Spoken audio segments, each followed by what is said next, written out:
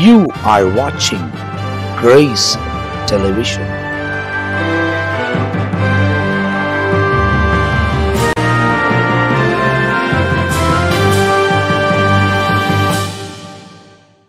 ஆண்டவரும் அருமை இரட்சகராக இயேசு கிறிஸ்துவின் நாமத்தினால் உங்கள் யாவருக்கும் எங்களுடைய அன்பின் வாழ்த்துக்களையும் ஸ்தோத்திரங்களையும் தெரிவித்துக் கொள்கிறோம். தேவனுடைய பெரிதான கிருபையால் நித்திய ஜீவன் என்ற இன்னொரு பகுதியில் உங்களை சந்திப்பதிலே நாங்கள் மிகுந்த மகிழ்ச்சி அடைகிறோம். தொடர்ந்து வசனத்தை ஆராய்ந்து அறிகிறதுக்கு தேவன் தருகிற கிருபைக்காக நான் கர்த்தரை ஸ்தோத்தரிக்கிறேன். இரவும் பகலும் அவர் வசனத்தில் தியானமாக இருக்கிற மனுஷன் பாக்கியவான் என்று எழுதப்பட்டிருக்கிறது. ஆண்டவர் யோசுவாவை பார்த்து சொன்னார், மோசே உனக்கு கொடுத்திருக்கிற நியாயப்பிரமாணத்தெல்லாம் உன் இருதயமாகிய பலகையில் எழுதிக்கொள், அதன்படியே செய்ய கவனமாயிரு, இடதுபுறமும் வலதுபுறமும் சாயாமல் நீ நடப்பாயானால் நீ செய்வது வாய்க்கும் என்பதாக யோசுவாவுக்கு கூறப்பட்டது. யோசுவா கேட்டவர் மாத்திரமல்ல, அதன்படி செய்தார். தேவன் சகல ஜனங்களுக்கு மத்தியில் அவரை மேன்மைப்படுத்தினார் என்பதை வசனத்திலேயே எழுதப்பட்டிருக்கிறது. அப்படியானால் வசனத்தை வாசிப்பது கேட்பது மாத்திரமல்ல, அதன்படி நடப்பதினாலே தேவன் தம்முடைய இரக்கங்களையும் கிருபைகளையும் நம்முடைய வாழ்க்கையில் விளங்க பண்ணுகிறார் என்பதை நீங்கள் துல்லியமாய் அறிந்து கொள்ள வேண்டும். தேவனுக்கு ஏற்ற ஒரு வாழ்க்கை இந்த உலகத்தில் நாம் வாழ அர்ப்பணிக்கும் போது எல்லா தீமைக்கும், எல்லா சத்துருவின் கிரியைகளுக்கும், எல்லா அந்தகாரடியின் ஆதிக்கங்களுக்கும் அவரே நம்மை விலகி காத்து அற்புதமான விதத்தில் நம்மை வழிநடத்துவதற்கு அவர் சர்வ வல்லமை உள்ள தேவனாயிருக்கிறார். தொடர்ந்து இந்த நிகழ்ச்சி உங்களுக்கு வழங்குவதற்கு தேவன் தந்த இரக்கத்துக்காக, கிருபைகளுக்காக நான் கர்த்தரை ஸ்தோத்தரிக்கிறேன். போன முறை நித்திய ஜீவன் நிகழ்ச்சியில் மத்தேயு எழுதின சுவிசேஷத்தில் 25ஆம் அதிகாரத்தில் ஒரு சில காரியங்களை நாம் தொடர்ச்சியாய் தியானம் பண்ணி கொண்டு வந்திருக்கிறோம். அதில் நித்திய ஜீவனுக்கு ஏற்ற காரியங்கள் நமக்கு இயேசு போதித்திருக்கிறதை வேதாகமத்தில் எழுதப்பட்டிருக்கிறது. துல்லியமாக பார்க்கும்போது 46ஆம் வசனம், all this will go away into everlasting punishment but the righteous into eternal life என்பதாக சொல்லப்பட்டிருக்கிறது. அப்போது ஒரு கூட்டம் ஆக்கினி தீர்ப்படைகிறது, ஒரு கூட்டம் நித்திய ஜீவனுக்குள் பிரவேசிக்கிறது. அப்போ நித்திய ஜீவனுக்குள் பிரவேசிக்க போகிறவர்கள் யார், ஆக்கினி தீர்ப்பு அடைய போவது யார்? அது ரெண்டுமே நித்தியம். இது நித்திய ஜீவன், இது நித்திய ஆக்கினி தீர்ப்பு. அதை முடிவு பண்ணுவது இந்த உலக வாழ்க்கை. இந்த உலக வாழ்க்கையில் தேவனுக்கு ஏற்ற வாழ்க்கை வாழ வேண்டும். வெறும் பேசுகிறதும் பிரசங்கம் பண்ணுறதும் இல்லை, கேட்குறதும் இல்லை, அதன்படி நடக்கணும். கேட்கணும், வாசிக்கணும், ஆனால் அதன்படி நடக்கணும். தேவனுக்கு ஏற்ற காரியங்களை இந்த உலகத்தில் நாம் செய்யும் போது ஆண்டவர் தம்முடைய பிரசன்னத்தையும் மகிமையையும் நம்முடைய வாழ்க்கையில் தொடர்ந்து விளங்க பண்ண போகிறார். போன முறை கூட நம்ம மத்தியில் ரெவரண்ட் டிசோஸ் அவர்கள் அநேக காரியங்களை நம்மோடு கூட பகிர்ந்து கொண்டார்கள். அவைகளெல்லாம் உங்களுக்கு ஆசீர்வாதமாக இருந்திருக்கும் என்று நான் நம்புகிறேன். இந்த பகுதியிலும் அவர் நம்மத்தில் இருக்கிறதுக்காக நான் கர்த்தரை துதிக்கிறேன். Praise Lord pastor. தொடர்ந்து இந்த வசனங்களை தியானிப்பதும் ஆராய்வதும் ரொம்ப பிரயோஜனமாக இருக்குது. தேவன் எவ்வளோ நல்லவர், எவ்வளோ காரியங்களை போதித்து கொடுத்திருக்கிறார். அதாவது அவர் எதுவுமே சொல்லாமல் ஒரு தீர்ப்பு கொடுக்கறது இல்லை. எல்லாவற்றையும் சொல்லி நமக்கு என்ன செய்யணும், என்ன செய்யக்கூடாதுன்னு கற்றுக் கொடுத்து அதுக்கு ஏற்ற மாதிரி தான் அதுக்குரிய தீர்ப்பையும் நியாயத்தையும் தேவன் செய்கிறார். அப்போது இதை குறித்து போன முறை நம்ம தியானித்து கொண்டிருந்த பகுதியிலிருந்து தொடர்ந்து நாம் தியானிக்கலாம்.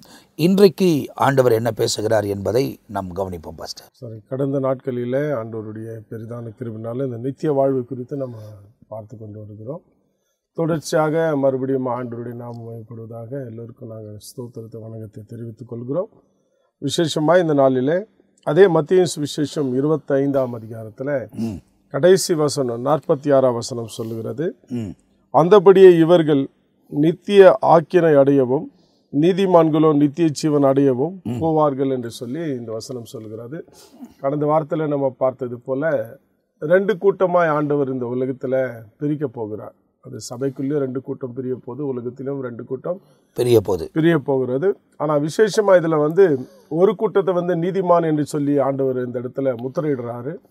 அந்த நீதிமான்கள் மட்டும்தான் நித்தியத்தை சுதந்தரிப்பார்கள் என்று சொல்லி இந்த இடத்துல சொல்லப்பட்டிருக்கிறது. கடந்த நாட்கள் அதை குறித்து பார்த்தோம். நீதிமான் யார் என்று பார்த்தோம். இயேசு கிறிஸ்து விசுவாசிக்கிறவர்கள் அத்தனை பேரும் நீதிமான் என்பதை பார்த்தோம். அடுத்து நீதிமான் என்று சொன்னா சும்மா சொல்றதுனால நீதிமான் அல்ல, நீதிமானுக்கு ஏற்ற ஒரு கிரியைகள் இருக்கிறது, அவருடைய குணங்கள் இருக்குது. அந்த நீதிமான் என்று சொன்னா அவங்களுக்குள்ள ஒரு நல்ல சுபாவங்கள் அதாவது விசுவாசம் என்பது வெறும் வாயில வந்து நான் விசுவாசிக்கிறேன்ட்டு அப்படியே வாழ்ந்திருந்தா இல்ல, விசுவாசிக்கிறவன் அவர் என்ன செய்தாரோ அந்த காரியத்தை செய்து அவன் பின்தொடருவான்.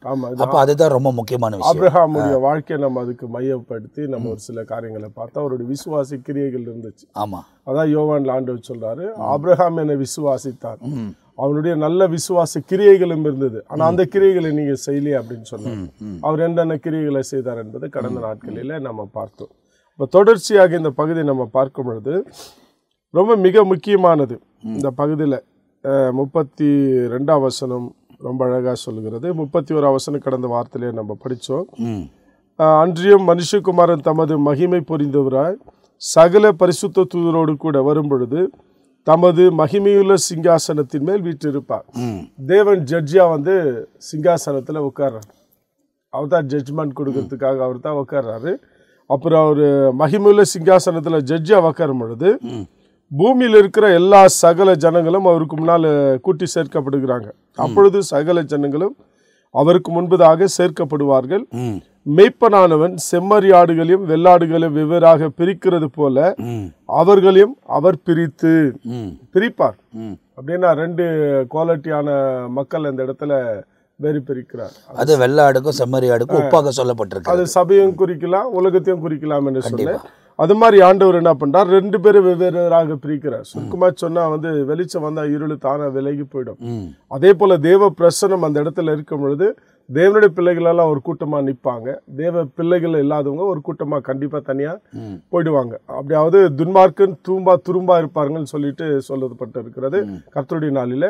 அப்ப கர்த்தர் வெளிப்படும் பொழுது துன்மார்க்கர் ஒரு தனியா நிற்பாங்க, நீதிமான்கள் எல்லாம் ஒரு சின்ன உதாரணம் நம்ம பேசுவோம் அப்படின்னா, மோசே நாட்களில் அவர் மலை ஏறி போயிருந்த போது இவர்கள் ஆரோனை வைத்து அந்த கன்றை செய்து விட்டார்கள்.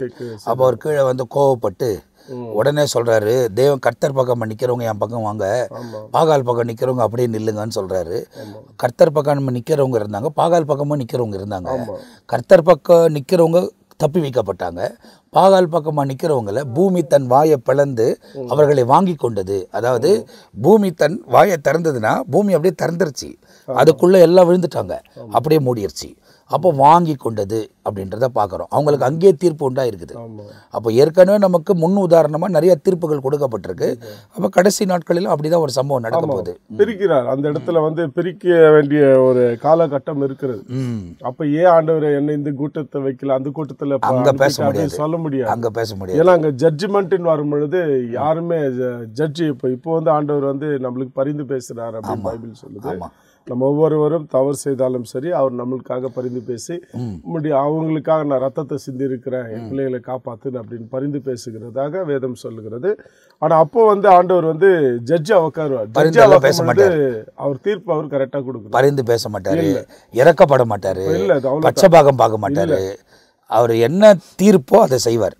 ஏன்னா அவரை ஏமாற்ற முடியாது. நடந்த எல்லா காரியமும், நடக்கிற எல்லா காரியமும், அது ஒளியில இருந்தாலும் இருளில் இருந்தாலும், அதாவது பாதாளத்திலே இருந்தாலும் அவருக்கு எல்லா கண்களுக்கு முன்பதாவே இருக்கிறது. ஆமா, வெளியாக்கப்படாத மறைப்பொருள் இல்லைன்னு சொல்லுது. ஆமா, அப்ப இந்த உலகத்துல என்னென்ன நடக்குதோ எல்லாத்தையும் வந்து 2 புத்தகம் சொல்லுது. அதான் பைபிள்ல. சரி, ஒன்னு ஜீவ புத்தகத்தை சொல்லுது, அது இயேசுவின் ரத்தத்தினால் கழுவப்பட்டு இயேசு கிறிஸ்துவ விசுவாசித்து அவர் ஏற்றுக்கொள்கிறவங்க அவங்க பேரெல்லாம் ஜீவ புஸ்தகத்தில் எழுதப்படுது. ஆனா ஞாபக புஸ்தகம் ஒண்ணு இருக்கிறது. அது வந்து நம்ம செய்யற ஒவ்வொரு காரியமும் ஒவ்வொரு நாளும் ரைட் பண்ணிட்டே இருக்கிறார். நம்ம பேசுற வார்த்தை எழுதப்படுது, நம்ம சிந்தையினுடைய காரியங்கள் எழுதப்படுகிறது, நம்ம செய்கையினுடைய காரியங்கள் எழுதப்படுகிறது. இது எல்லாத்தையும் ஆண்டவர் வந்து கவுண்ட் பண்ணிட்டே இருக்க, எழுதி வச்சுட்டே இருக்க. அது எல்லாத்துக்கும் வந்து ஆண்டவர் பனிஷ்மெண்ட் லாஸ்டா கொடுக்குறார். அதுதான் 2 கொரிந்தியர் 5:10 சொல்லுது, நன்மைக்காகிலும் தீமைக்காகிலும் தக்க பலனை அடையத்தக்கிறதுக்காக நம்ம நியாய சிங்காசனத்துக்கு முன்னால வந்து நிக்கணும் அப்படின்னு சொல்லுது. எல்லாமே நிற்க வேண்டிய ஒரு சூழ்நிலை காலகட்டம் அந்த இடத்துல இருக்கு. அப்படி நிற்கும் பொழுது அவர் செய்ய வேண்டிய ஜட்ஜி செய்ய வேண்டியதை கரெக்டாக செய்வார். அவர் என்ன செய்வார்னா தனித்தனியாக பிரிப்பார். வெள்ளாடை தனியாக வச்சிடுவார், செம்மறி ஆடை தனியாக வச்சிடுவார். அப்படியே தனியாக நிற்க வைக்கிறதான ஒரு காலகட்டம் ஒரு சூழ்நிலை தான் கடைசி ஜட்ஜ்மெண்ட்ல உண்டாக போகுது. அப்போதான் அந்த இடத்துல யார் நீதிமான் அப்படின்னு நம்ம சொல்லிட்டு வரோம் இல்லையா, அந்த நீதிமானுக்குரிய கிரியை வந்து இங்க கோடிட்டு காண்பிக்கிறார். இடத்துல வந்து கோடிட்டு காண்பிக்கிறார். இது உண்மையிலே நிறைய நம்ம படிச்சிருப்போம், நிறைய மெசேஜ் கூட இதெல்லாம் நம்ம கேட்டிருப்போம். ஆனா நீதிமான்களுக்கே தெரியல நாம நீதிமான்ன்றது.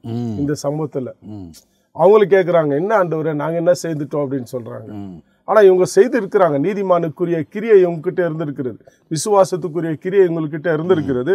ஆனால் இவங்களுக்கே தெரியல, தெரியாததா இவங்களே செய்துட்டு இருக்கிறாங்க. அதாவது அவர் நியமங்களை கை கொண்டு வந்தார்கள். ஆமா, அந்த நியமங்களை கை கொண்டு அவர்கள் நடக்கிறபடியால் நீதிமான்கள் எண்ணப்பட்டார்கள்.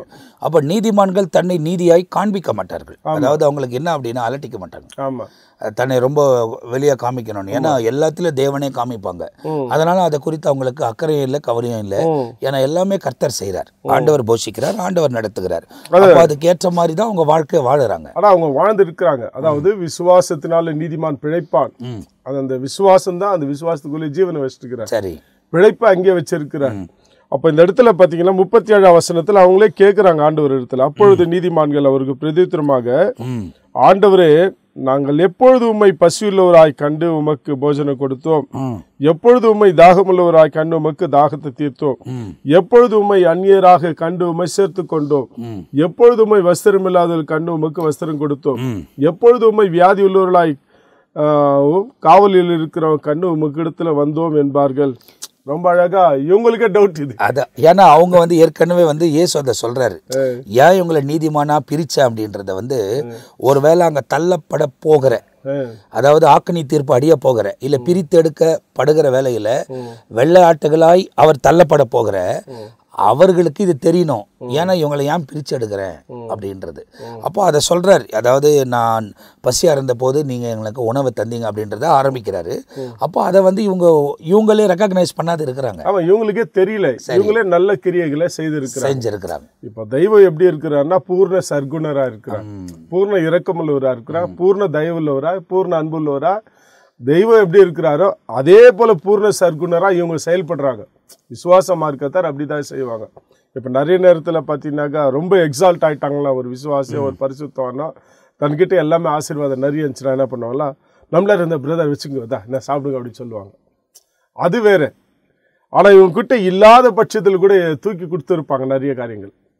ஒருத்தர் 2 துணி இருந்தால் 1 கூடன்னு சொல்கிறார் ஆண்டவர், உங்களுக்கு சாப்பாடு இருந்தால் ஒன்று கூடன்னு சொல்கிறாரு. இப்போ படிக்க வைக்க முடியல, ஒருத்தனுக்கு உதவி செய்யன்னு சொல்கிறாரு.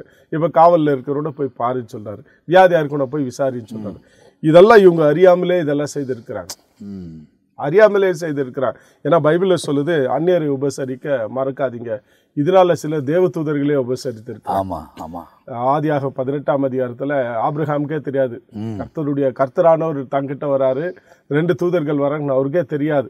வந்த உடனே வீட்டு வாசப்படியில் வராங்க, விஷ் பண்றாரு, அவங்க வீட்டுக்குள்ள கொண்டு வர, அவங்களுக்கு உணவு கொடுத்து அவங்களை பரிமாற்றம் பண்றாரு. அவருக்கே தெரியாது. ஆனா அந்நியர் இருந்தா நீ நினைச்சுக்கினாரு, ஆனா ஆதரிச்சார்.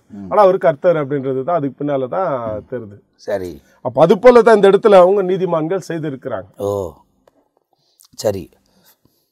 இது வசனம் அப்படிதான் அழகா சொல்லப்பட்டிருக்குது. இவங்களும் எப்படி கேட்கிறாங்களோ அதே கொஸ்டின் அங்க வெள்ளாடுகளும் கேக்குது. அவங்கள என்ன கொஸ்டின் கேட்குறாங்கனாக்கா, இடதுபுறத்தில் இருக்கிறவங்க அவங்கள பார்த்து ஆண்டவர் சபிக்கப்பட்டவன்னு சொல்லிடுறாரு. 42ஆம் வசனத்துலேருந்து அவங்க புலம்ப ஆரம்பிக்கிறாங்க. நான் பசியாக இருந்தேன், நீங்கள் எனக்கு போஜனம் கொடுக்கல, தாகமாக இருந்தேன், நீங்கள் எனக்கு தாகத்தை தீர்க்கலை, அந்நியராக இருந்தேன், நீங்கள் என்னை சேர்த்து கொள்ளவில்லை, வஸ்திரம் இல்லாதவன் இருந்தேன், நீங்கள் எனக்கு வஸ்திரம் கொடுக்கவில்லை, வியாதியிலும் காவலில் அடைக்கப்பட்டவனாக இருந்தேன், நீங்கள் என்னை விசாரிக்கலை. அப்பொழுது அவங்க கேட்குறாங்க, ஆண்டவரை பார்த்து, உம்மை பசியுள்ளவராகவும் தாகமுள்ளவராகவும் அந்நியராகவும் வஸ்திரமில்லாதவர்களாகவும் வியாதிப்பட்டவர்களாகவும் காவலில் அடைக்கப்பட்டவர்களாகவும் நாங்கள் எப்பொழுது கண்டு உமக்கு உதவி செய்யலை அப்படின்னு கேட்குறாங்க. இவங்களும் கொஸ்டின் ரைஸ் பண்ணுறாங்க, அவங்களும் அங்கே கொஸ்டின் ரைஸ் பண்ணுறாங்க. ஆமாம், நீதிமானும் கொஸ்டின் ரைஸ் பண்ணுறாங்க, பிரிக்கப்பட்டு தள்ளப்பட போகிறவர்களும் அந்த இடத்துல கொஸ்டின் ரைஸ் பண்ணுறாங்க. ஆனால் 2 பேருக்கும் பதில் கொடுக்குறாரு. பதில் கொடுக்குறாரு. நீங்க ஏன் இங்க வந்தீங்கன்றதுக்கும் பதில் கொடுக்குறாரு, அவங்க ஏன் தள்ளப்பட்டாங்கன்றது அவங்களுக்கும் பதில் கொடுக்குறாரு. ஆமா, அதுதான் இந்த இடத்துல சொல்றாரு. அப்ப சொல்லும் பொழுதுதான் ஒரு கன்க்ளூஷனுக்கு வர்றார். இந்த 45ஆம் வசனத்துல கன்க்ளூஷன் முடிவுக்கு வர்றாரு. அப்பதான் சொல்றாரு, அப்பொழுது அவர் அவர்களுக்கு பிரதித்திரமாக, மிகவும் சிறியவர்களாய் ஆகிய இவர்களில் ஒருவனுக்கு நீங்கள் எதை செய்தீர்களோ அதை எனக்கே செய்தீர்கள் என்று மெய்யாக உங்களுக்கு சொல்லுகிறேன் அப்படின்னு சொல்லுகிறார். அப்போ இந்த இடத்துல நீதிமான்களை குறித்து சொல்லும் பொழுது கடைசி பகுதியை சொல்லி முடிக்கிறார். அப்படி யாருனாக்கா, மிகவும் சிறியவர்களாக இருக்கிற இவர்கள் ஒருவனுக்கு நீங்கள் எதை செய்கிறீர்களோ அதை எனக்கே செய்தீர். அப்போ மிகவும் சிறியவர்களாகி இருக்கிறவர்கள் யார் அப்படின்னு சொன்னால், கர்த்தருடைய வார்த்தையை சுமந்து போகிறவர்கள், கர்த்தருடைய ஊழியக்காரர்கள், தேவனால் நியமிக்கப்பட்டவர்கள், தேவனுக்காக தன் வாழ்க்கை அர்ப்பணித்து வாழறவங்க, இவங்கள தான் இந்த இடத்துல சுட்டி காண்பிக்கிறார். ரெண்டாவதுன்னு பார்த்தீங்கன்னா சீடர்கள் அந்த இடத்துல காண்பிக்கிறார். தன் கூடவே இருக்கிற 12 சீடர்களை பாரு, இவங்களுக்கு நீங்கள் என்ன செய்வீங்களோ அது எனக்கு தான் செய்வீங்க. இவங்களை ஏற்றுக்கொண்டீங்கன்னா என்னை ஏற்றுக்கொண்டீங்க. இவங்களுக்கு வஸ்திரம் கொடுத்தா எனக்கு வஸ்திரம், இவங்களுக்கு சாப்பாடு கொடுத்தா எனக்கு சாப்பாடு கொடுத்த மாதிரி, இவங்க காவலில் இருக்கும்போது இவங்களை போய் பார்த்தீங்களா என்ன பார்த்த மாதிரி, இவங்க வியாதியாக இருக்கும்போது இவங்களுக்கு உதவி செய்த எனக்கு உதவி செய்த மாதிரி. அப்போ அதை தான் சொல்கிறார். அப்போது தேவனுக்கு செய்கிறவன் இப்படிப்பட்ட காரியங்களை செய்யும் போது அது தேவனுக்கு செய்கிறான் என்பதை அவன் உணர்ந்து கொள்ள வேண்டும். ஆமாம், இவைகளெல்லாம் நமக்கு முன்பது திருஷ்டாங்கமாக வைக்கப்பட்டிருக்கு. அப்போ காண்பிக்கிறார் ஆண்டவர். அப்போது அதை வந்து நம்ம செய்யும் போது தேவனுக்கு அப்படின்னு நம்ம செய்யும் போது அதை த பெஸ்ட்டாக தான் நம்ம என்ன பண்ணணும், அவங்களுக்கு செய்யணும். ஏன்னா இந்த விஷயத்தில் நான் எப்போவுமே சொல்லுவேன், ஏன்னா இங்கே உணவை குறித்து சொல்லப்பட்டிருக்கு, தண்ணீரை குறித்து சொல்லப்பட்டிருக்கு, வஸ்திரத்தை குறித்து சொல்லப்பட்டிருக்கிறது, வியாதியஸ்தர்களை போய் பார்ப்பதை குறித்து சொல்லப்பட்டிருக்கிறது. அதெல்லாம் மனப்பூர்வமாக செய்ய வேண்டிய காரியங்கள். அதாவது நமக்கு யூஸே ஆகலை, நம்ம இதை வந்து நம்ம போடல, வெளுத்து போச்சு, இல்லை இது கிழிஞ்சிருச்சு, இதை வந்து யாருக்குன்னா கொடுத்துருவோன்றது வேற. ஆனால் நம்மக்கிட்ட இருக்கிற பெஸ்ட்டை எடுத்து ஒருத்தர் கொடுக்கறது வேற. அப்போ அதெல்லாம் வந்து ஆண்டவர் ஒவ்வொன்றையும் கணக்கில் வச்சிருக்கிறார், ஒவ்வொன்றையும் கணக்கில் வச்சிருக்கிறார். ஆனால் ஒன்று என்ன அப்படின்னா, தீர்க்கதரிசியானவனுக்கு ஒரு கிளேசம் தண்ணி கொடுத்தாலும் அதுக்கான பலன் அடைந்தே தீர்வாய் என்பது எழுதப்பட்டிருக்கு. ஆனால் எல்லாத்துக்கும் ஒரு பலன் உண்டு. நம்ம எந்த அளவுக்கு அளக்கிறோமோ அந்த அளவுக்கு நமக்கு அளக்கப்படும் என்பதாய் சொல்லப்பட்டிருக்கு. ஏன்னா இதில் வந்து ரொம்ப அற்புதமான ஒரு கன்க்ளூஷன். ஏன்னா சும்மா எடுத்தவுடனே ஆண்டவர் யார் என்ன சொல்கிறாங்களோ அதை வச்சு நியாய தீர்ப்பு தரவே மாட்டார். கண்டிப்பாக அவர் ஜட்ஜ்மெண்ட் அப்படி பண்ண மாட்டார். அவர் ஜட்ஜ்மெண்ட் வந்து எப்படின்னாக்கா கண் கூட பார்த்துட்டே இருக்கார். ஏன்னா பூமி வந்து ஆண்டவருக்கு முன்னால் எப்பவுமே வெளிச்சம் போட்டு, அதாவது அவருடைய கண்ணுக்கு மறைவானது வெளியரங்கமாகவும் நிர்வாணமாக இருக்கிறது, வெளியரங்கமா இருக்குது. அவர் கண்களுக்கு மறைவானது ஒன்றுமே இல்லை.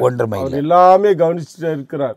நம்முடைய அசைவு அவருக்கு தெரியும், நம்ம சிந்தனையுடைய நம்ம அந்த செயல்பாடுகள் தெரியும், நம்ம யோசிக்கிறது தெரியும், நம்ம நடக்கிறது எல்லாத்தையும் அவர் கவனிச்சுட்டு. அதுதான் என்ன சொல்லுவேன் அப்படின்னா, மருத்துவர் படிக்கவங்க, இந்த டாக்டர் படிக்கிறவங்க கார்டியாலஜிஸ்ட் படிப்பாங்க. அவங்க வந்து இந்த இருதயத்துக்கு சம்மந்தப்பட்ட காரியத்தை கவனிப்பாங்க. இப்போ எங்கெல்லாம் இருதயம் பிரச்சனை வருது, இப்போ எல்லா இடத்துலையும் இருதய பிரச்சனை தான், அந்த பிரச்சனை வரும் போதெல்லாம் அங்கே போவாங்க. அப்போ அதில் வந்து 4 அறைகள் இருக்கிறதையும், அந்த அறைக்குள்ளே எப்படி ரத்தம் போகிறது, அதுக்குள்ளே இருந்து எப்படி அந்த 4 வெயினில் வந்து ரத்தம் பிளட்டு உடம்பு முழுதும் சர்க்குலேட் ஆகுது. அப்போ அதில் பிளாக்கேஜ் வந்துச்சுன்னா தான் ஆன்ஜியோபிளாஸ்ட் பண்ணுறாங்க, ஆன்ஜியோகிராம் பண்ணுறாங்க, அதுக்கப்புறமா தேவைப்பட்ட ஓப்பன் ஹார்ட் சர்ஜரின்றதை பண்ணுறாங்க. அவங்க படிக்கிறாங்க. அதாவது அந்த ஹார்ட்டுக்குள்ளே அறுத்து ஒருவேளை மரித்தவங்களுடைய ஹார்ட் எடுத்து அவங்க யார் தானம் பண்ணுறாங்களோ அவங்க அதை எடுத்து அதை வெட்டி அது உள்ள என்ன இருக்குது, இது எப்படி சர்க்குலேட் ஆகுதுன்றது கல்விக்காக படிக்கிறார்கள், படிக்கக்கூடியவர்கள் செய்கிறார்கள். ஆனால் அவங்களுக்கு ரத்தம் தான் எப்படி ஓடுதுன்னு தெரியுது. ரத்தம் எந்த பக்கத்தில் இருந்து வந்தால் எங்கெங்கே போகுது, இந்த வெயின் எங்கே போவோம், அந்த வெயின் எங்கே போகணும்னு அவங்க படிக்கலாம். ஆனால் அந்த இருதயம் நினைக்கிறத அவங்களால சொல்லவே முடியாது. அதை சொல்லக்கூடியவர் ஒரே ஒருவர் நம்முடைய ஆண்டவர் தான். அந்த சிந்தையில் நினைக்கக்கூடிய காரியங்கள் அவங்க பிரெயினை பார்க்கலாம், ஆனால் அதில் என்ன யோசிக்கிறாங்கன்னு தெரியாது. அவங்க ஆற்றை பார்க்கலாம், அது இனாதனால நிரம்பி இருக்கிறது, எதனால் நிரம்பி இருக்கிறது அவங்களால சொல்ல முடியாது. ஆனால் அவைகளை கூட உன்னிற்று கவனிக்கிறவர் நம்முடைய ஆண்டவர். ஏன்னா பைபிளில் ரொம்ப அழகாக லூக்கா 7ஆம் அதிகாரத்துலேயும் அப்படி தான் சொல்லுது. சீமான் வீட்டுக்கு விருந்துக்கு தான் அழைச்சாரு. ஆனால் ஒரு ஸ்திரீ அவருடைய பாதத்தை டச் பண்ணி கண்ணீரினால் அவர் பாதத்தை இது பண்ணி தன்னுடைய முடியினால் அவர் பாதத்தை துடைச்சிட்டு அழுதுகிட்டே இருக்கிறாங்க. அவர் நினைக்கிறார் தன்னை தொடர ஸ்திரீ யாருன்னு தெரியாது அவருக்கு. ஆண்டவர் அழகாக அவர்கிட்ட பேசுகிறார், அவருடைய நிறைவை அறிந்து அவர்கிட்ட பேசுகிறாரு. நான் ரொம்ப அழகாக சொல்லுது. அதே போல் யோவான்லேயே சொல்லுது, மனுஷனுக்குள்ளே இருக்கிறது எல்லாத்தையும் ஆண்டவர் அறிஞ்சிருந்தார். அவருக்கு தெரியாது மறைவானது ஒன்றும் கிடையாது. எல்லாம் அவங்க என்ன யோசிச்சுட்டு இருக்காங்க, எதனால தொட்டு நிறைய பேர் அவர்கிட்ட பேசுறதுக்கு கூட பயந்து இருக்கிறாங்க. ஏசா படத்தில் பேசுறதுக்கு கூட பயந்து இருக்காங்க. அது போல் இந்த இடத்துல நீதிமான்கள் செய்கிற கிரியை வந்து ஆண்டவர் கவனிச்சுட்டே இருக்கிறார். அதுதான் ஒரு விஷயம் வந்து யோசேப்பு, அதாவது மரியாள் யோசேப்பு இயேசு கிறிஸ்துவின் பிறப்பு அறிவிக்கும் போது இந்த யோசேப்பு வந்து மரியாளை தள்ளிவிட வேண்டும் என்று இருதயத்தில் யோசித்தார். உடனே தேவதூதன் வந்து நிற்கிறான். ஏன்னா இது தேவ திட்டம், இதை நிறைவேறணும், அதனால அப்படி போகக்கூடாதுன்றத உடனே அங்கே ஆலோசனை கொடுக்கப்படுறது. அவன் வாயில கூட சொல்லலை, அவன் நினைவு. உடனே ஆண்டவர் இறங்கி அவனுக்கு ஒரு செய்தி அனுப்புகிறார். அவள் எவ்வளோ இம்பார்ட்டன்ட் நம்முடைய நினைவுகள். நம்ம ஒருவேளை எல்லாமே தேவனுக்குள்ளே வாழ ஆரம்பித்து விட்டோமானால் நம்ம இருதயமெல்லாம் தேவனை சார்ந்ததாக இருக்கும். ஏன்னா நம்ம வாழ்ந்து கொண்டிருக்கிற உலகம் பயங்கர பாவம் நிறைஞ்சிருக்குது. அக்கிரமம் நிறைஞ்சிருக்குது, அநீதி நிறைஞ்சிருக்குது. அதாவது 100% தான் இங்கேயோ உண்மை பார்க்க முடியுது தவிர மீதி எல்லாமே அப்படியே பாவத்திலே நிறைஞ்சிருக்கு. அப்படிப்பட்ட ஒரு சூழ்நிலையில் தான் நாம் வாழ்ந்து கொண்டு இருக்கிறோம். அப்படி வாழும்போது நம்ம நீதியாக வாழணுன்றது வந்து ஒரு பெரிய சேலஞ்சிங்கான விஷயம். எல்லாத்தையும் நீதியாக வாழணும். ஏன்னா லஞ்சம் இல்லாத உலகமே இல்லை. எந்த இடத்துக்கு போனாலும் லஞ்சத்துக்கு பேர் இப்போல்லாம் கிஃப்ட்டு. லஞ்சத்துக்கு பேர் வந்து எதனா சும்மா அப்படி எதனா செய்யுங்களேன், கொடுத்துட்டு போங்க சார் அப்படின்ற மாதிரி வந்து ஆயிடுச்சு. அப்போ கரப்ஷன். ஏன்னா ஆண்டவர் பரிதானம் வாங்குறவங்களை வந்து வெறுக்கிறாரு அப்படின்றத பைபிளில் சொல்லுது. சாமுவேலின் பிள்ளைங்க பரிதானம் தான் வாங்குறானுங்க, அவனுங்க வரவே இல்லையே, அடுத்த தலைமுறைக்கு வரவே இல்லையே. அதோட சாமுவேலோடு முடிஞ்சிட்டு தானே சவுலை கொண்டு ராஜாவை, அதாவது நியாயாதிபதி முடிந்து ராஜாக்களின் காலம் தொடங்குகிறது. அப்போ அதனால தான் ஆச்சு. இல்லைன்னா அந்த பிள்ளைங்க சரியாக இருந்தாங்கன்னா அந்த ஜனங்க வந்து சாமுவேல்கிட்ட கூட கேட்டுக்கவே மாட்டாங்க. ஏன்னா அந்த பிள்ளைங்க நீதியாக இருக்கிறாங்க, அவங்க நடத்தட்டோன்னு சொல்லியிருப்பாங்க. அப்போ எவ்வளோ முக்கியமானதில்ல பாஸ்டர். இதுதான் ஆண்டவர் ரொம்ப அழகாக கவனிக்கக்கூடிய காரியங்கள். ஒரு நீதிமானுக்கிட்ட இருக்க வேண்டியதான ஒரு கிரியை. உதாரணமா நீங்க சொன்ன ஒரு காரியம் உண்மையிலே இந்த உலகத்துல வந்து பெரிய சேலஞ்சில் தான் நம்ம இருக்கிறோம். பாவம் ஒரு பக்கம் செயல்படுது, ஒரு பக்கம் பிசாசு பகிரங்கமா கிரியை செய்யறான். பல விதத்துல கிரியைகள் இருந்தாலும் நம்ம கிட்ட ஒண்ணு ஆண்டவர் கொடுத்திருக்கிற ஒரு பெரிதான வெப்பன்ஸுங்க அப்படின்னு சொன்னா இயேசுவின் ரத்தம்னு ஒண்ணு இருக்கிறது, பரிசுத்த ஆவியானவர் இருக்கிறாரு, இயேசு கிறிஸ்து நாமம் இருக்கிறது, தேவனுடைய வசனம் இருக்கிறது. இதெல்லாத்தையும் பயன்படுத்துறதுக்கு நம்மகிட்ட பெரிய ஆயுதம் ஒன்று கொடுத்துருக்கு, அதான் விசுவாசம். அந்த விசுவாசம் தான் நம்மளுக்கு நீதியை உண்டாகும். அதாவது புல்லட் இருந்தா கூட கன்ல போட்டு தான் ஷூட் பண்ண முடியும். ஆமா, அப்போ அந்த கன்ன்றதே வந்து விசுவாசம். ஆமா, நீ எவ்வளோ புல்லட் வச்சிருந்தாலும், என்ன மாதிரி மிசைல் வச்சிருந்தாலும், இப்போ நான் என்ன சொல்றேன், இந்த யுத்தத்தின் காலத்தில் இருக்கிறதுனால அதுக்கேற்ற மாதிரி சொல்றேன். இப்போ வந்து நீங்க சொல்ற மாதிரி ஒன்று வந்து இயேசுவின் நாமம், அவர் ரத்தம் ஒரு வெப்பன்னு வச்சுங்க. அப்புறமா வந்து இயேசுவின் நாமம் ஒரு வெப்பன், அவர் ரத்தம் ஒரு வெப்பனு, பரிசுத்த ஆவியானவர், புரியுதுங்களா? இவைகள் எல்லாம் நமக்கு ஒரு ஆயுதமாய் நமக்கு கொடுத்திருந்தாலும் நம்ம போர் செய்ய வேண்டியது இருக்குது. அதுக்கு ஆயுதமே விசுவாசம் தான். அப்போ அந்த ஆயுதம் கரெக்டாக இருந்துச்சுன்னா அந்தந்த நேரத்தில் எதை ஃபயர் பண்ணமோ அதனால நம்ம ஃபயர் பண்ண முடியும். விசுவாசத்தை மட்டும் விட்டுட்டோம்னாக்கா இயேசு நாமத்தை பயன்படுத்த முடியாது. இப்போ விசுவாசிக்கலன்னா ஒரு மனுஷன் இயேசு நாமத்தை பயன்படுத்த முடியாது.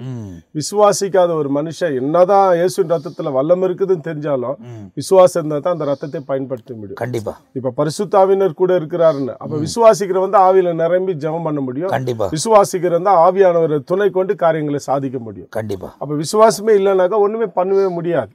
அப்ப விசுவாசம் என்பது ஆண்டவர் கொடுத்திருக்கிற ஒரு பெரிய ஆயுதம். அந்த விசுவாசத்துக்குள்ளதான் நம்மளுக்கு நீதியை கிடைக்கிறது. சுருக்கமா சொன்னா எந்த ஒரு தேவ மனுஷன் தேவனை விசுவாசிக்கிறானோ தேவனை அவனுக்கு நீதியா மாறிடுறான். ஆமென். அப்படின்னா உதாரணம் இன்னொரு பகுதி சொல்லுவேன்னாக்கா, தேவனை நல்லா விசுவாசிக்கிறவன் இயேசுவே போத்திக்கிறான். அவர் தான் நீதி, அவர் தான் மீட்பு, அவர் தான் ரட்சிப்பு. கண்டிப்பா. அப்படின்னா முழுக்க முழுக்க இயேசுவே அவனுக்குள்ள மறைஞ்சிடறார். கண்டிப்பா. அவன் இயேசுக்குள்ள மறைஞ்சிடறான். கண்டிப்பா. இப்போ டோட்டலா பாத்தீங்கன்னா அவனை பார்க்கும்போது விசுவாசின்னு சொல்லுவாங்க. ஆமென். அப்படின்னா இயேசுக்குள்ள அவன் வந்துட்டு இருக்கும்போது, விசுவாசித்து இயேசுக்குள்ள வரும்பொழுது ஆண்டவரை போத்தி கொள்கிறான். நான் பைபிள்ல நிறைய பகுதியை படிக்கும்போது ரொம்ப ஆச்சரியப்பட்டு இருக்கிறேன். யூதர்கள் மத்தியில் ஆண்டவர் ஊழியம் செய்யும் போதும் சரி, பிரஜாதிகள் மத்தியில் ஊழியம் செய்யும் போதும் சரி, ஆண்டவர் ஆச்சரியப்பட்ட நிறைய காரியங்கள் இருக்குது. அதுல வந்து யாரை தன்னை விசுவாசிக்கிறாங்களோ அவங்க மேல ஆச்சரியப்பட்டு இருக்கார். இப்போ அழகா உதாரணமா நம்ம பார்க்கும் பொழுது லூக்கா 8ஆம் அதிகாரம் நினைக்கிறேன், 7ஆம் அதிகாரம் நூற்றுக்கு அதிபதி. ஆமா. அந்த நூற்றுக்கு அதிபதியை பார்க்கும் பொழுது அவன் தன்னுடைய வேலைக்காரனுக்காக சுகத்துக்காக தான் ஆண்டவர் இடத்துல வரான், ஆட்களை அனுப்பி பார்க்கறான். கண்டிப்பா. ஆனா ஆண்டவராக இயேசு கிறிஸ்து செய்தி கேட்ட உடனே வீட்டுக்கு வர்றாரு. அப்ப இன்னொரு ஆட்களை அனுப்பி, அவரு எங்க வீட்டுக்கு வர்ற அளவுக்கு நான் தகுதி இல்லை, ஒரு வார்த்தை மட்டும் சொல்லு அப்படின்னு சொல்றாரு. இந்த விசுவாச அறிக்கை, இந்த விசுவாச வார்த்தை பதத்தை வந்து யாரும் பயன்படுத்தல. 33 ஆண்டுகள் இயேசு கிறிஸ்து வாழ்ந்தாலும் கூட இந்த 3 ஆண்டு தான் ஊழியத்தை செய்தார். இந்த 3 ஆண்டுகளில் அவர் செய்த சாதனை வந்து ரொம்ப பயங்கரமானது. அந்த சாதனையை வந்து இது வரைக்கும் யாருமே முறியடிக்க முடியல. கண்டிப்பா. இது வரைக்கும் முறியடிக்க. லூக்காவை எழுதுறாரு, இல்ல யோவான் எழுதுறாரு, அவர் செய்தலெல்லாம் நாங்க சொல்ல வேண்டுமானால் இந்த உலகம் கொள்ளாது, ஆமா, புத்தகங்களே கொள்ளாது, அவ்வளோ காரியங்களை தேவன் செஞ்சிருக்கிறார். அதுல ஒரு சிலர் தான் நமக்கு இங்க சொல்லப்பட்டிருக்குது. ஆமா, அத வந்து அவ்வளவு அழகா, அதுதான் இந்த வந்து நான் படிக்கும் போது ரொம்ப ஆச்சரியப்பட்டு இருக்கிற ஒரு காரியம். யோவான் 20ஆம் அதிகாரத்துல நீங்க சொன்ன அந்த வார்த்தையை சொல்லிட்டு பாருங்க, 30ஆம் வசனத்துல இருந்து 31ஆம் வசனம். இந்த புஸ்தகத்தில் எழுதிராத வேறு அநேக அற்புதங்களையும் இயேசு தமது சீஷருக்கு முன்பதாக செய்தார். இயேசு தேவனுடைய குமாரனாகிய கிறிஸ்து என்று நீங்கள் விசுவாசிக்கும்படியாகவும் விசுவாசித்து அவருடைய நாமத்தில் நித்திய ஜீவனை அடையும்படியாகவும் இவைகள் எழுதப்பட்டது. நோக்கமே இதுதான். ஆமாம், இப்போ அதை தான் புரிஞ்சுக்கொள்ள மாட்டேன்றாங்க. அதாவது நம்ம நித்திய ஜீவனுக்கு ஏற்றதாக தான் இந்த உலகத்தில் இவைகளெல்லாம் கொடுக்கப்பட்டிருக்குது. நமக்கு அதுதான் நிரந்தரம். இந்த உலகம் நிரந்தரமானது இல்லை. இந்த உலகம் ஒரு டிராவல் இல்லை, ஒரு பயணம், ஒரு வாழ்க்கையை ஆண்டவர் இந்த உலகத்தில் நமக்கு தந்திருக்கிறாரு. இந்த உலகத்தில் தேவனுக்கு ஏற்று நம்ம வாழ ஆரம்பித்து விட்டோம்னால் ஆண்டவர் நம்முடைய முடிவு நித்திய ஜீவன் அப்படி என்பதை சொல்லியிருக்கிறத பார்க்குறோம். அதுதான் நித்திய ஜீவனுக்கு ஏற்ற மாதிரி ஆண்டவர் காரியங்களை செய்கிறார். இப்போ ஆண்டவர் எத்தனையோ அற்புதங்களை செய்தார், அதிசயங்களை செய்தார். ஆனால் நிறைய பேர் ஆண்டவர் இடத்துல அற்புத அதிசயங்களை பெற்றாலும் கூட நிறைய பேர் அவர் விசுவாசிக்கல என்பது தான் உண்மை. ஆமாம், யூதர்கள் நிறைய பேர் விசுவாசிக்கல, வெறும் அற்புதத்துக்காக வந்தாங்க, போயிட்டாங்க. ஆனால் ஆண்டவர் நூற்றுக்கு அதிபதியை பார்க்கும் பொழுது அவனுடைய விசுவாசத்தை குறித்து ஆச்சரியப்படுறார். இஸ்ரவேலுக்குள்ள இப்படிப்பட்ட ஒரு விசுவாசம் இல்லை அப்படின்னு சொல்லிட்டு. அதாவது என் குடும்பத்துக்குள்ளேயே நான் வந்த ஜனங்களுக்குள்ளே இப்படிப்பட்ட ஒரு விசுவாசம் இல்லை. அது ரொம்ப அவருக்கு ஒரு பெரிய ஒரு ஆச்சரியமா இருக்கிறது. அதே போல அந்த இன்னொரு பெண்ணு கூட, கானானி ஸ்திரீ குறித்து கூட அந்த அம்மா ஆண்டவர்கிட்ட பின்னாலே வருது தன்னுடைய குமார்த்திக்காக. ஆனா சீஷர்களே அந்த இடத்துல வேதனைப்பட வேண்டிய ஒரு சூழ்நிலை இருக்குது. இன்னும் ஆண்டவர் இவ்வளவு நேரம் இந்த அம்மா தோதுறீங்க, எனக்கு அவங்க பார்த்துட்டு வராங்க, டெய்லி ஆண்டவர் கூடயே சுற்றி நிற்கிறாங்க. ஆண்டவர்கிட்ட வந்தவுடன் உடனே அற்புதத்தை செய்கிறாரு, அதிசயத்தை செய்கிறாரு, அவங்களை சந்தோஷப்படுத்துற அனுப்புறாரு. ஆனா இந்த அம்மா தொந்தர் பண்ணினே வந்துட்டே இருக்குது. ஆண்டவர் கண்டுக்காது போயினே இருக்கிறாரு. ஒருவேளை யோசிக்கிறேன்னா இவரு இறக்க இல்லாதவரா இவரு அப்படின்னு கூட யோசித்து இருக்கலாம். ஆண்டவர் இவங்க ரெக்கமெண்ட் பண்றாங்க ஆண்டவரை தயவிட்டு அப்படின்னு சொல்லிட்டு. ஆண்டவர் சொல்றாரு, பிள்ளைகள் அப்பத்தை எடுத்து நாய்க்குட்டிகளுக்கு எப்படி போடுறது அப்படின்னு சொல்லிட்டு. அப்ப அந்த அம்மாவுடைய அந்த விசுவாசம் எப்படி இருந்துச்சுன்னாக்கா, அவர்கிட்ட பேசுறாங்க, வேற யாருக்கிட்ட ஆண்டவர் அது மாதிரி பேசிட்டு வரல. இவரு பேச, அந்த அம்மா பேச, அப்படிதான் உரையாடல் வந்துட்டே இருக்குது.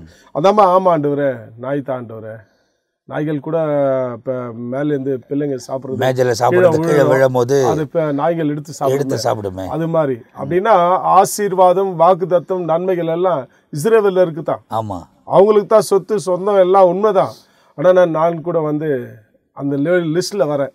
அவங்க செய்யாத ஒரு காரியத்தை நான் செய்யறேன், அவங்க கிட்ட இல்லாத ஒண்ணை நான் உங்களுக்கு வெளிப்படுத்துறேன். அதுதான் எனக்குள்ள இருக்கிற விசுவாசம். அந்த விசுவாசத்துல தான் அந்த அம்மா வராங்க. அப்ப அந்த பாத்தீங்கன்னாக்கா ரொம்ப அழகா ஆண்டவரை அந்த அம்மா பார்த்து பாடல் பெர்க்மசையா பாடும் பொழுது எப்படி சொல்றாரு, அம்மா உன் விசுவாசம், அம்மா உன் நம்பிக்கை பெரியது என்று ரொம்ப அழகா பாராட்டி புதுமை செய்தி. அதுதான் தந்தை பாடும்போது ரொம்ப அழகா அந்த வார்த்தை சொல்ற. அப்ப அந்த அம்மாவை எந்த அளவுக்கு மேன்மையா யோசித்திருப்பாரு. ஆமா, கண்டிப்பா. தன்னை விசுவாசிக்கிறாங்க. அந்த விசுவாசம் என்ற ஒரு ஆயுதம். ஆமா, ரொம்ப முக்கிய மனுஷனுக்கு பேர் ஆயுதம் அது. அப்ப இப்ப இந்த நிகழ்ச்சியை பார்த்து கொண்டிருக்கிற நீங்கள் பாருங்க, இந்த கானானிய பெண்ணை குறித்து பேசி கொண்டிருக்கிறோம். இதுல இருந்து அடுத்த பகுதியில் நீங்க பார்க்க போறீங்க. ஏன்னா நேரம் முடியுது. தொடர்ச்சியாக சில காரியங்களை பேசும்போது நீங்கள் கவனிக்கணும். இந்த பகுதியை பார்த்துருக்கிறவங்க இதுக்கு முந்தைய பகுதியை பார்த்தீங்கன்னா கூட அதில் நிறைய காரியங்கள் இதை குறித்து பேசப்பட்டிருக்கிறது. இதன் தொடர்ச்சி அடுத்த பகுதியில் நீங்கள் பார்க்க போகிறீர்கள். எனவே இந்த நிகழ்ச்சிகளெல்லாம் பார்க்குற நீங்கள் மற்றவங்களோட ஷேர் பண்ணுங்க அப்படின்னு சொல்கிறதுக்கு காரணம் என்ன அப்படின்னாக்கா, வசனங்கள், சத்தியத்தை அறிவீர்கள், சத்தியம் உங்களை விடுதலையாக்கும். சத்தியம் பேசும்போது அதை நீங்கள் ஷேர் பண்ணும்போது அது மூலியமாய் வருகிற பலனை தேவன் உங்கள் வாழ்க்கையிலையும் விளங்க பண்ணி வழிநடத்துவார். ஒருவேளை இந்த கிரேஸ் டெலிவிஷன் இந்தியா யூடியூப் சேனலை நீங்கள் சப்ஸ்கிரைப் பண்ணலை அப்படின்னா பண்ணிக்கொள்ளுங்க. இதில் நிகழ்ச்சி வரும்போதெல்லாம் உங்களுக்கு அந்த நோட்டிஃபிகேஷன் வரும். அந்த நோட்டிஃபிகேஷன் வரும்போது நீங்கள் வசனங்களை கேட்டு அறிந்து கொள்ள முடியும். எனவே இந்த பகுதியிலும் நம்ம மத்தியில் தொடர்ந்து இந்த வசனங்களை தான் தியானிக்க போகிறோம். அடுத்த பகுதியில் மீதியான காரியங்களை பார்க்க போகிறோம். தன் நேரத்தெல்லாம் ஒதுக்கி நம்ம மத்தியில் வந்திருக்கிற ரெவரண்ட் டிசோஸ் அவர்களுக்காக என்னுடைய நன்றிகளை நான் தெரிவித்துக் கொள்கிறேன். நிச்சயமாக ரொம்ப ஆசீர்வாதமாக இருக்குது. தொடர்ச்சியாக இந்த போல நம்ம தியானிக்கும் போது தேவன் மகிமையான காரியத்தை செய்வார். அடுத்த பகுதியில் சந்திக்கிற வரை நாங்கள் உங்ககிட்ட இருந்து விடை பெறுகிறோம். கர்த்தர் உங்களை ஆசீர்வதிப்பாராக. ஆமேன், ஆமேன், ஆமேன்.